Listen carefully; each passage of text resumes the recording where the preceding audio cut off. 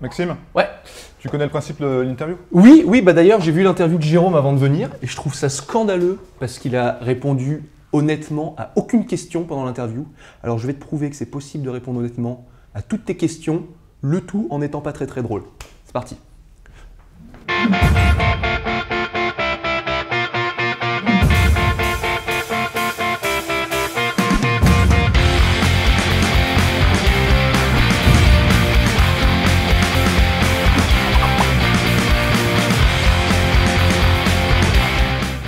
Il a arnaqué des concessionnaires auto, filouté des patrons de resto, terrorisé des vendeurs à la sauvette de Mini Tour Eiffel, il a fait son crevard à Cannes et presque pété la gueule de Morsaille. Dès qu'il s'agit de faire des vidéos vues, aucun défi ne lui fait peur, Maxime Muscat. Et voilà, ça y est, il a pété les micros. Interview. Merci d'avoir accepté de nous recevoir. Maxime, est-ce que tu es prêt à nous dévoiler tes secrets? Oui. Deuxième question.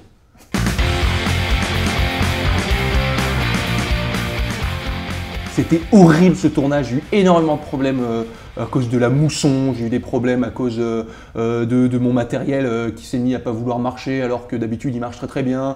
On a failli louper des avions, on a eu un accident de jet ski, il y a eu une nana complètement bourrée qui nous a cassé les couilles pendant la full moon party, qui a failli nous casser notre caméra parce que « me filme pas quand je suis bourré !» C'est bon, t'as pas filmé et tout. Enfin, c'était très dur à tourner cette vidéo. Mais c'était une expérience formidable quand même.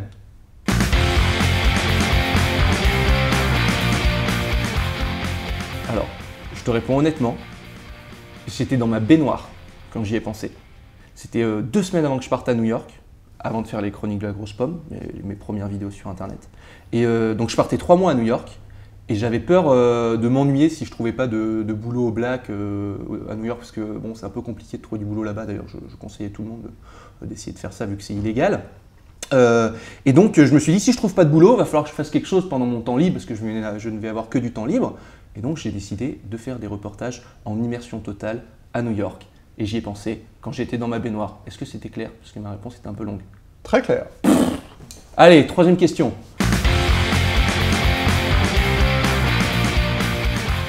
Alors j'en ai fait une avec la recette du suceur de buzz.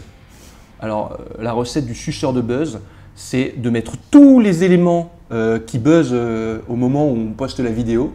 C'est-à-dire j'ai mis du Bref, enfin de la parodie de Bref, j'ai mis du Morsaille, j'ai mis du Cyprien, j'ai mis un petit cul dans l'aperçu YouTube et j'ai mélangé tout ça, j'ai essayé de faire en sorte que ce soit un peu drôle et voilà, ça a fait plus de vues qu'aucune de mes vidéos.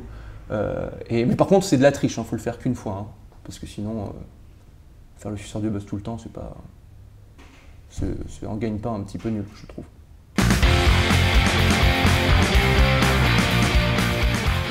Ben justement, ne pas faire le suceur de buzz, de faire quelque chose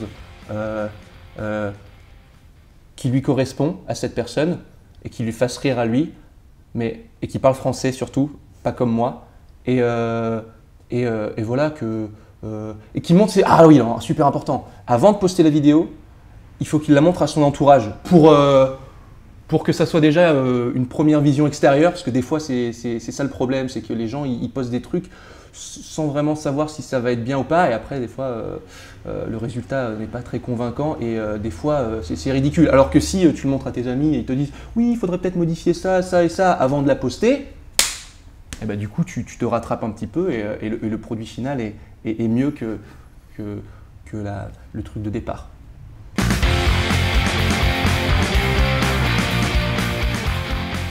Alors, j'ai une technique que je suis un des seuls à maîtriser complètement. Ça s'appelle la technique de la double tête. J'ai une capacité à transformer ma tête et normalement c'est très efficace en vidéo. Alors je vais le tenter tout de suite. Mais là, maintenant que j'ai les cheveux longs, c'est un peu plus compliqué. Avant, c'était plus visuel. Maintenant, je ne sais pas si ça rend bien. On va le tenter. La double tête. Ou alors la technique de la vague. Tu appelles ça comme tu veux.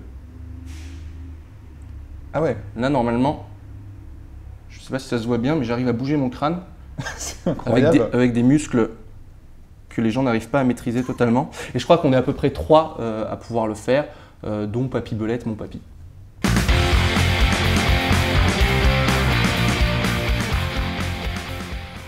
Je pense que c'est dans la vidéo sur la Tour Eiffel où je cours après des Africains déguisés en policiers pour leur faire peur. Je pense que je vais avoir du mal à faire pire que ce plan-là qui était assez bizarre si tu ne regardes que celui-là et pas le reste de la vidéo. Voilà. Et des fois, j'ai peur dans le métro qu'on me reconnaisse. Voilà. Maxime, est-ce que tu es prêt pour la question des tweetos? Oui, allons-y.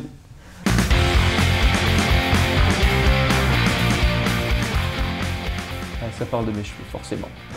Eh bien... Je précise qu'il y a eu beaucoup de questions sur les cheveux. Oui, je les ai vus et je ne comprends pas pourquoi les gens ne parlent que de mes cheveux tout le temps depuis que je les ai laissés pousser. Mais il faut savoir que depuis que j'ai les cheveux longs, ma vie a changé.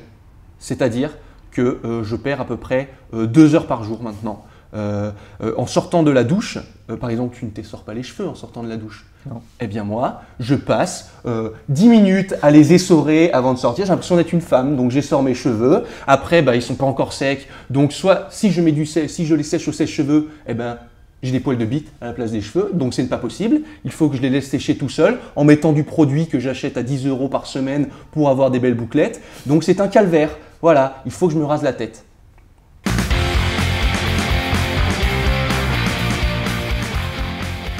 Que j'ai avant. En plus de cette vidéo en Thaïlande, je vais avoir plein de petites vidéos pour mademoiselle.com parce que je continue à travailler pour mademoiselle.com.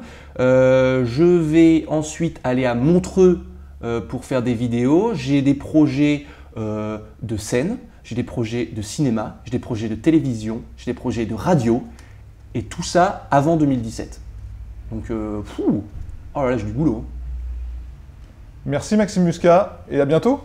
Ah bah, à très vite, oui.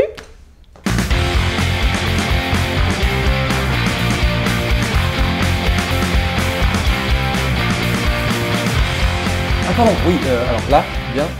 Maxime Muscat, interview Orangina première. Deuxième.